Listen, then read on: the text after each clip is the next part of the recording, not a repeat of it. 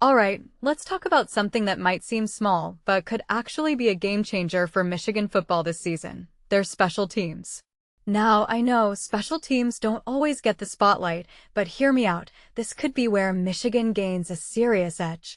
Personally, I think the addition of Trey Butkowski and Cam Brown via the transfer portal is more significant than a lot of people realize. It's not just about filling positions, it's about elevating an entire unit that can swing games in ways you wouldn't expect. First up, Trey Butkowski.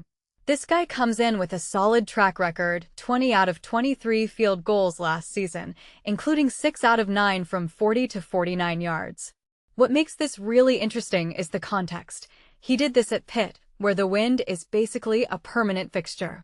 If you take a step back and think about it, accuracy in those conditions is no small feat. Kerry Coombs, Michigan's special teams coordinator, wasn't shy about his excitement, saying, "This is a guy who's done it, and we're going to go out there and roll with him."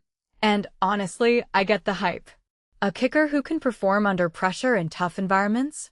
That's gold in college football. But here's a detail I find fascinating. Coombs specifically called out Butkowski's ability to handle wind. Now, Michigan isn't exactly known for its calm, breezy days either.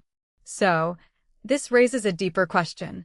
Could Butkowski's experience at Pitt actually make him the perfect fit for Michigan's climate? It's not just about kicking, it's about consistency in conditions that can make or break a game. What this really suggests is that Michigan might have found a kicker who's not just good, he's tailored for their needs. Now, let's talk about Cam Brown, the punter from UNLV. This guy's story is unique. He's from Australia, which, if you've been following college football, is becoming a hotbed for punters. What many people don't realize is that Australian kickers often bring a different skill set, thanks to their background in sports like Australian rules football. Brown averaged 42.9 yards per punt last season, with a long of 71 yards. Not bad for a freshman, right? But here's the catch. He's competing with Hudson Hollenbach, who averaged slightly better at 43.2 yards. So, is Brown the frontrunner? In my opinion, it's not just about the numbers. It's about potential and upside. Coombs mentioned that Brown is off to a great start, and I think that's key. If he can build on his freshman year, he could be a game changer. What makes this competition even more intriguing is Michigan's history with kickers and punters. Coombs himself pointed out their tradition of excellence in this area, saying, "You win games with those guys." And he's right.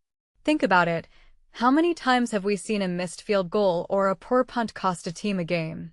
It's not just about the big plays, it's about the consistency and reliability that special teams bring. From my perspective, Butkowski and Brown aren't just new faces, they're potential pillars of a unit that could define Michigan's season.